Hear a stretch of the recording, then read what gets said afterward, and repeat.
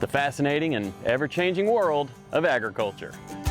Let's hit the road here in Georgia and meet the farmers, producers, makers, and bakers who keep us all fed and keep us coming back for more. Straight ahead at the Fork in the Road.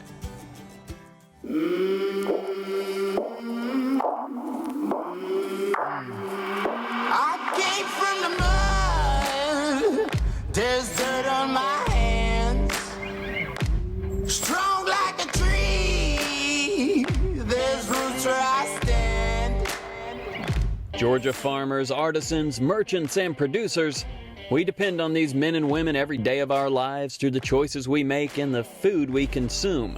Their strategy and approach is always shifting, but the end game remains the same: results.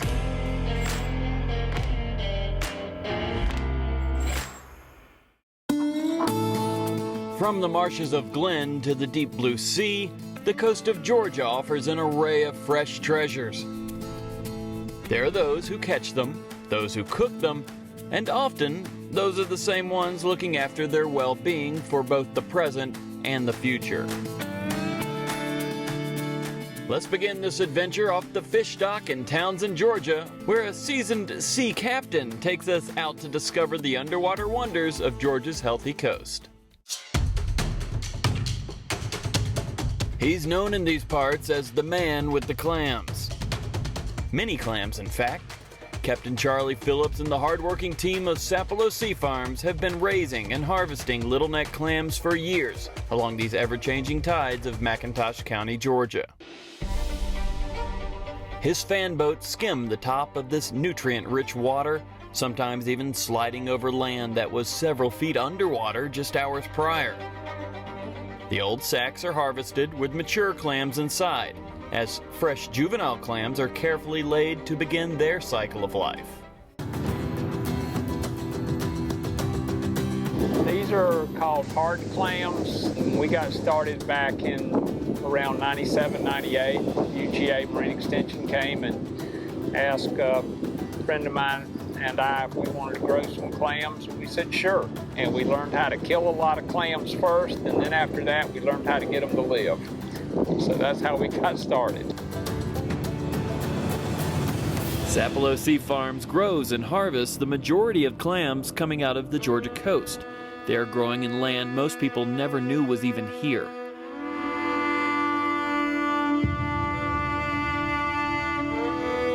Four Mile Island is a massive flat of land that only appears clearly at low tide. Where we are right now is 4 Mile Island, and it's a King's Grant deed. It's the only way you can own marsh in Georgia. So I actually own this, and it takes me about 6 months to get them up to a grow-out clam, which is a clam about the size of your fingernail. And then I put them in another bag with a 9mm hole, and they stay in that bag for about 18 months. So my clams are roughly 2 years old by the time I harvest them. Charlie Sapelo Sea Farm clams are a hit with chefs all over the U.S. and up into Canada. But there's more to this man than these sacks of clams. Captain Charlie loves his boats and adores the open sea. Let's take a journey on his 42-foot Duffy known as the Beagle to learn more about Charlie Phillips, his operation, and what it takes to be a fisherman in this day and age. Heading to some underwater banks about 25 miles out, the fog quickly cleared and the water began popping a vibrant hue of blue.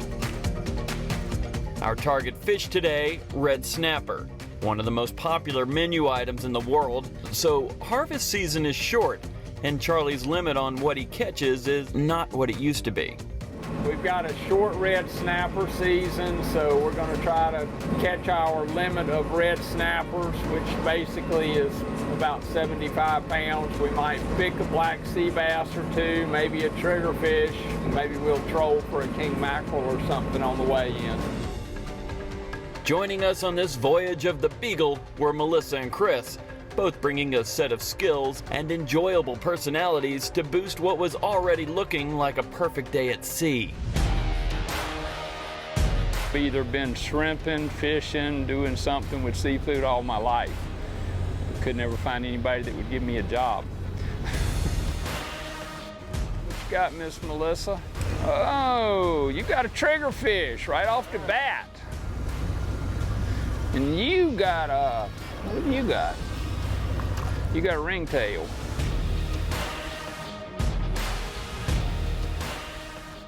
There you go. All right, this is a small red snapper, probably 2 pounds. That's what we're after.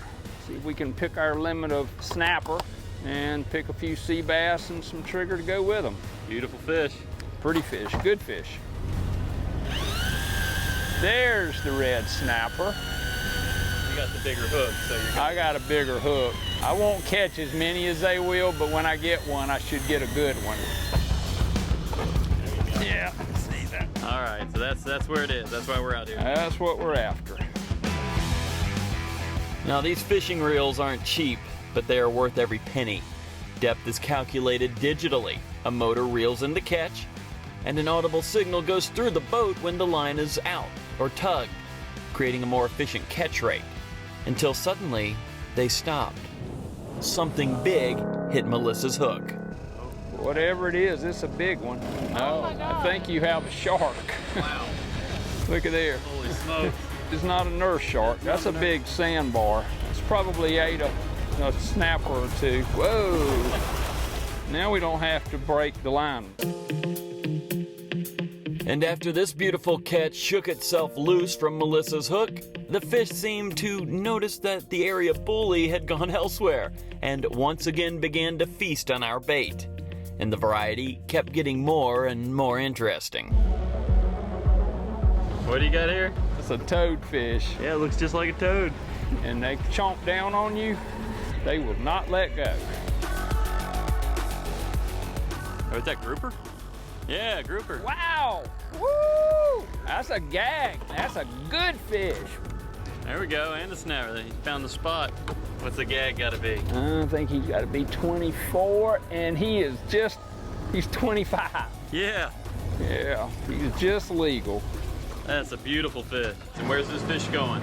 Some of it might get used at the fish stock restaurant. Some of it might go to Charleston. They go to the Forsyth Farmers Market. They'll buy some fish from me, fresh fish. But as a general rule, they stay local. Yeah, we probably get about 2 more fish, and then we better quit so we don't go over the limit. What's it mean to you to be a fisherman out here off the coast of Georgia? It's what you do. It's not a job per se. On a good day, there's not a better office in the world. And on a bad day, there's really not a worse office in the world. Being able to pull the natural resources and share them, you know, it's important. And teaching people what you can do with our resources and how to fish them sustainably. And most fishermen are environmentalists because they don't want to catch all the fish in the sea. They want their kids to catch them and things like that.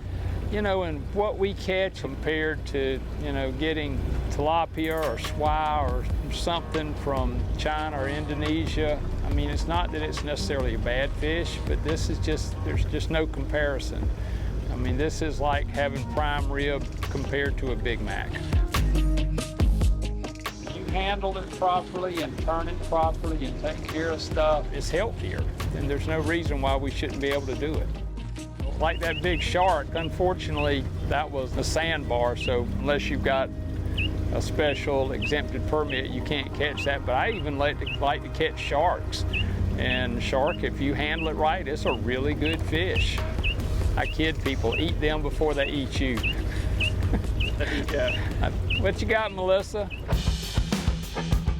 So after we hit our limit after less than 3 hours of dropping lines, it was time to head back to the fish dock.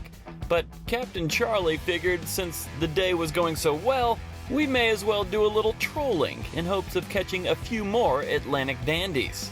And we did. We got a king. That's a king. Last catch of the day, the most memorable. What do you got here, Charlie? That's a lizard fish. It's kind of like a flounder, has the eyes right on top. Doesn't taste like a flounder though, I guess. No, it's not edible.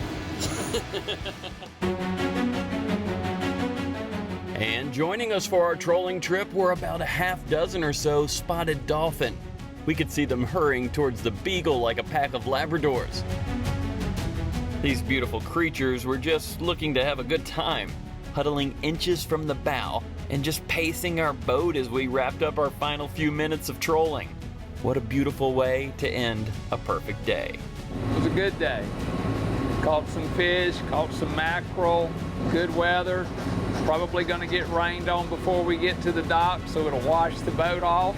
It's just hard to beat this. It really is. Thanks for having me out. So clams are Charlie's bread and butter, but his beautiful boats, his crew, this sea, and this life on the open water is what he loves most. Chalk up a few snapper, grouper, and sea bass to the fish stock menu this week and call it a day. Driving with the foot. End of a good day. I have practiced driving with my feet for many years. It's impressive.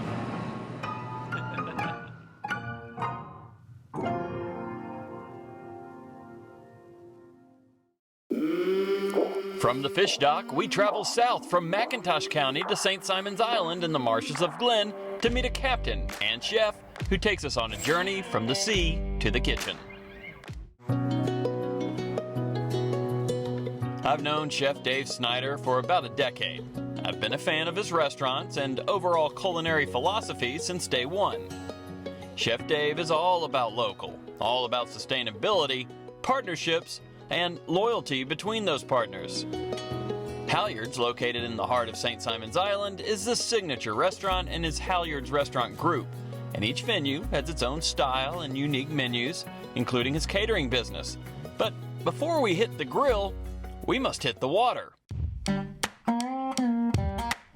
Let's transition from Chef Dave to Captain Dave of Hook and Knife Charters to learn about Georgia's healthy back rivers and marshes and the tasty variety of fish that call this water home.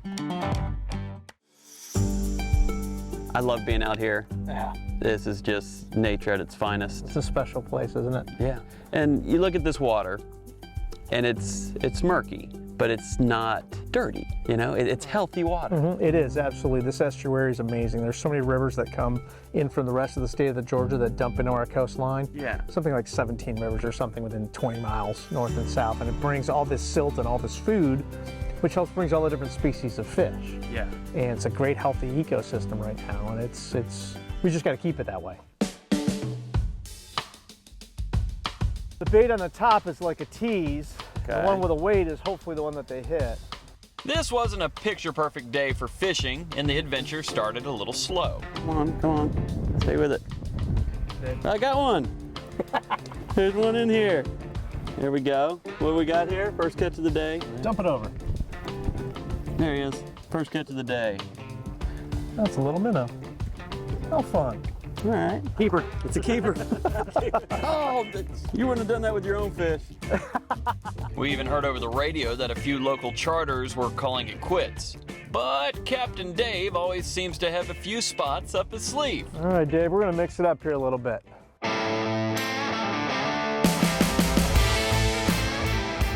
What is He that? doesn't really count. He's not on the menu, is he? There we go. Looking left, leave him in the water. There we go. Yes, sir. Nice. Woo. Speckled trout. Here we go, Dave. Thank you, sir. Isn't that Thank great? you. Good captaining here. Good 13 or 14 inches. He's a keeper if you want to keep him for supper, or we can let him go. Man, Isn't that pretty? I love it. This healthy water.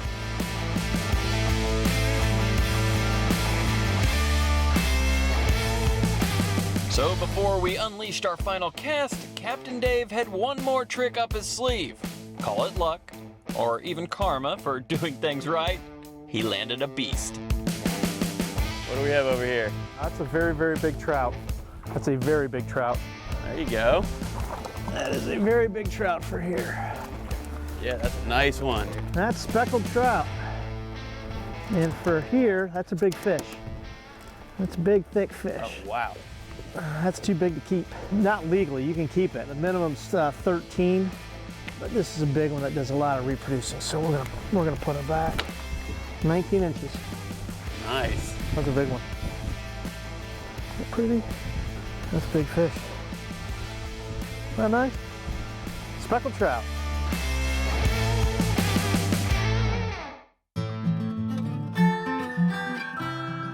So armed with our flounder, some Georgia-grown oysters, and a variety of other Atlantic beauties, Captain Dave transitioned back into Chef Dave for a feast on the Sea Island Forge. Tell me about what we got going today. So many different varieties of fish out of Georgia waters, and we're gonna cook a few up on this Sea Island Forge grill. First thing we're gonna cook up is some mahi-mahi. So the first thing obviously is a grill, and we're gonna get to frying up some flounder later. It's great because I had it a little too close to the flame so I can bring it up a little bit but still get that heat. Probably one of my favorite fish out of Georgia waters is black sea bass. And we're gonna coat it with a little olive oil. Another Georgia grown product. Comes out of Lakeland, salt and pepper. And on the inside of the black sea bass, I've got some onions and some thyme and some lemon. And we're gonna put a little bit more olive oil on top. And it won't take long. And the best part for me about cooking whole fish like that sea bass is the flavor of the bone as it roasts. I think it also helps protect the meat a little bit better. And how long do you need to cook that whole sea bass? That whole sea bass like this is probably gonna take about 10 or 15 minutes, depending on how cold the fish is when we brought it out of the cooler, how hot your flame is. I think that's the hardest thing, is to get that fish right. I mean, you know it because you've been doing it for years. Remember, as you're cooking the fish, you can always cook it more. So don't be afraid to check it. You can come in and you can kind of pull up the flake a little bit, and you can see it's still translucent, so it's not quite cooked yet. And of course, the hard part for me is being patient. Let the fire do its stuff. Let it go to work. And here you can see that the flavor of the shallots and the garlic and the oregano and the lemon, all that's getting right into the meat. All that flavor is going to be in there. So with that char and the olive oil, that's just going to be delicious. To me, that's the best way to eat the fish. One thing to remember, take the gills out. Take the gills out before you cook it. A lot of the blood will come out, and the flavor of that into the fish when it gets cooked up is just not great. So make sure you take that out. You can move it off to the side so you're not working right over the flame, which is really kind of cool.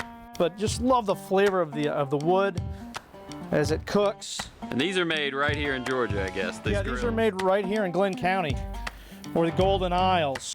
You know, Brunswick, St. Simons, Jekyll, all that makes that up. We got some oysters here.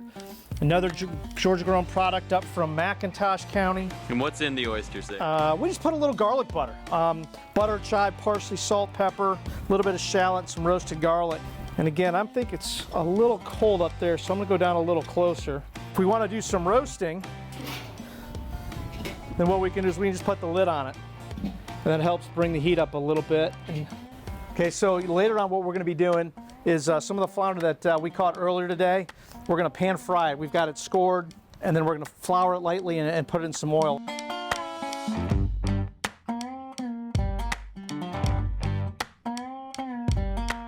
And tell me what you put on the fish again. Just a little salt and pepper, and then we put it with rice flour. We prefer the rice flour. It's got, to me, a better texture. It's got a little crispier finish to it. We've got one more thing, David, I want to put on the grill today. We've got these beautiful Georgia white shrimp, and we're going to toss it in some olive oil with some garlic, shallot, and seafood seasoning like an Old Bay. And I love cooking shrimp whole right in the shell. To me, it gives it a much better flavor. It's much harder to eat, yes, and it's a lot messier, but what the heck, grab a towel and a cold beer. The shipping industry's taking a big hit, but what's great is so many people are proud of their heritage all the way up and down the coast, and not just Georgia, of course the whole country, but especially in Georgia. So many people want to keep the dream alive and the heritage alive, so they continue to fish, even though there's so much competition coming from other countries where shrimp is a lot less expensive, but it just doesn't have that flavor. Then we're just going to flip it over, get the other side cooked up. That skin right there, not gorgeous? And the oysters are just about done. So they don't need to go long. No, just enough to get them cooked up. Oh, look at that bubbling right on the shell.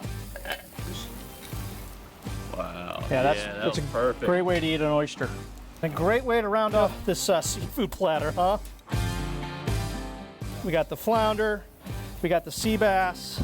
With all the different species that Georgia has to offer, this is just a great place to enjoy seafood paired up with all the other Georgia-grown ingredients. So we've got the fried flounder, we've got the Georgia white shrimp, we've got the sea bass and the oysters. And here's this beautiful tilefish. We catch tilefish off of Georgia in about 600 to 900 feet of water, and the fish loves blue mud. They call it blue mud. So if the fishermen can find blue mud, in about 800 feet of water, they'll bring up these gorgeous tilefish. And part of what's so important is keeping these species going and keeping them balanced with the heritage that is so important to so many different families and industries. And that's why sustainability has to be, to me and to a lot of other people, in the forefront of what we're doing. Take shrimp, for instance. You know, we used to have over 1,500 shrimping licenses and trawlers in the state of Georgia. Now we have like 200. Take the oyster, for instance. We're just in the state of Georgia coming back and giving out licenses, and there are leases for cages for people that want to get into the oyster industry. But at the turn of the 20th century, some 100 years ago, Georgia was #1 in the country in producing oysters. It was all the tinning that we had. And of course now we're actually one of the lowest states in oyster production, if not the lowest. There's so many opportunities to bring these things back and keep them going. And again, part of the balance though is how do we make sure that our families that are in the business and the industry can continue to have that resource to make a living? How can people as recreational anglers still have the ability to have that as a resource? Well, it's a very complicated issue. And off the Georgia waters, which extend 3 miles off the beach, when you go out 200 miles further than that, that is where our federal waters stop. And that's where a lot of these species come from. That's where you get the sea bass, that's where you get the tilefish, all of your groupers, your snappers, your pelagic species, cobias, the mahi that we cooked up. All those come from much further out. And through the years, technology has gotten so great that we've become too efficient at catching fish. Fishing families and fishing communities, they've got to stay alive, and they can only stay alive if we keep these fish alive. You know, we can't go through the resource. And any of those federal fish that we're talking about, if they come into a Georgia port, that's considered a Georgia product. There are licenses that you have to get if you want to harvest fish. You can only harvest so many fish. Those are difficult decisions that the state has to make to balance the enjoyment of people fishing and how much of the resource we need to leave in the water to make sure that our kids and our grandkids have those fish. There's the economic side of not just the people that are fishing and harvesting and selling, but it's the restaurants. Whether you come to Halyards or Tremice or La Plancha, you want to be able to say, hey, what's local? And we'd like to be able to say, hey, we've got local trout, we've got local flounder, we've got local grouper. So it's important for us to stay competitive with other restaurants, whether they be in the panhandle of Florida or be on the Virginia coast. We want to be able, from an economic standpoint, to say, hey, we're serving the best that there is, because this fish was harvested by Phillips Seafood not 2 days ago. And when you pair a lot of these ingredients with so many other Georgia-grown products, whether it be the olive oils, or you got mushrooms grown in Brunswick, or whatever other farms that we're lucky to have in Georgia, it just makes for a better experience, whether it be for the locals or the tourists that are visiting.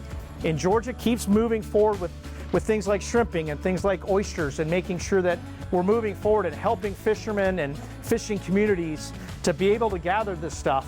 And it's really great. It's really great to say we live on the Georgia coast, and we're very lucky. So a fresh caught meal off Georgia's nutrient-rich shores always delivers a feast for the senses. Whether you cook up your own catch, find a restaurant that features fresh Atlantic snapper, or get the freshest you can get anywhere at Captain Charlie's Fish Dock in McIntosh County, or from Chef Dave Snyder's Halyards Restaurant Group, the options are available, caught responsibly, and most of all, quite tasty.